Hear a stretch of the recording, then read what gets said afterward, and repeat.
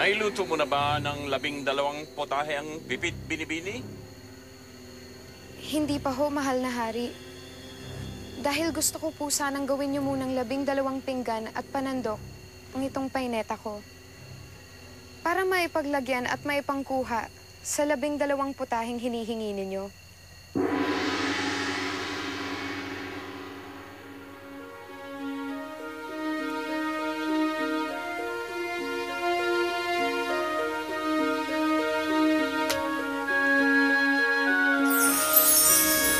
Munti ka nang mapahamak ng dahil sa akin. Wala kang kasalanan, mahal na prinsipe. Hindi mo hawak ang isipan ng mahal na hari. Pero hindi niya tayo dapat pigilan. Bawal magmahalan ng mga tulad nating hindi magkauri. Isang bagay na hindi ko maintindihan at hindi masang-ayunan. Walang makakapigil sa akin sa nararamdaman ko para sa'yo, Saray.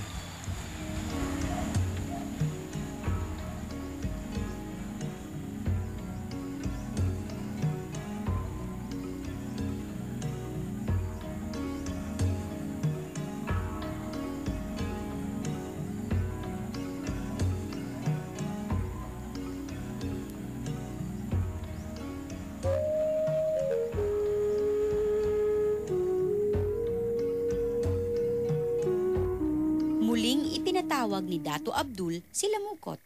Sa pagkakataong ito, mas matinding pagsubok ang kanyang hinanda para kay Sharay. Kumuha ka ng tubo at dalhin mo kay Sharay. Sabihin mo sa kanya na ipinag-utos ko na ipagpalit niya ng ginto ang tubang ito. Pero pagkatapos, kailangan ibalik sa akin ang tupa ng buhay.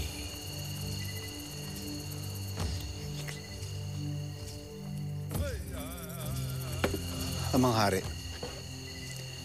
imposible ang inyong pinag-uutos.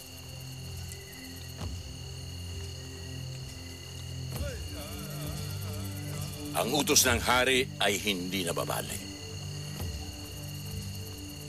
Kamatayan ang ipapataw kong parusa kay Sharay kapag hindi niya nagawa ang ipinag-uutos ko.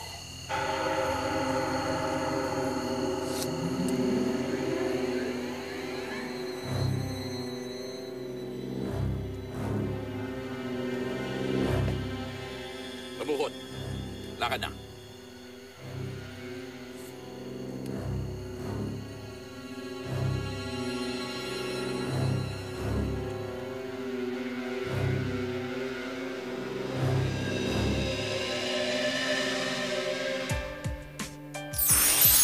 Dumaan na dito si Lamukot. Ipinarating niya na sa akin ang utos ng hari. Isang utos na hindi maaaring sundin ni Numan. Paano maibabalik ng buhay ang isang tupa na ipagpalit mo na sa ginto? Sharay, mabuti pa sumama ka na sa akin. Lumayo na tayo. Hindi, mahal kong prinsipe. Hindi ako uurong sa pagsubok ng mahal na hari. Anong nais mong gawin? Hindi ko pa alam.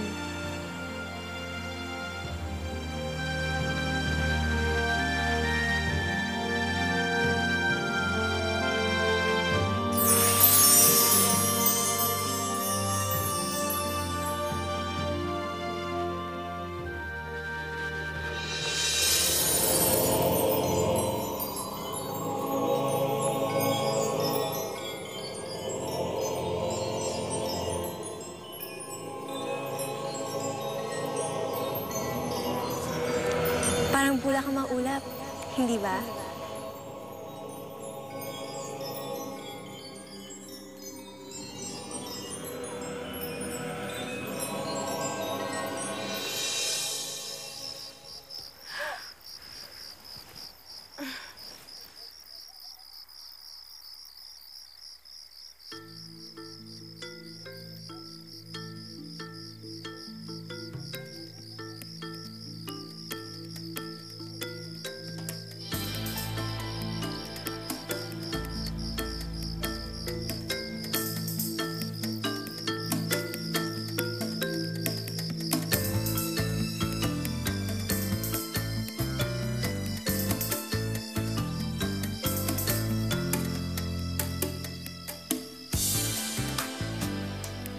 buong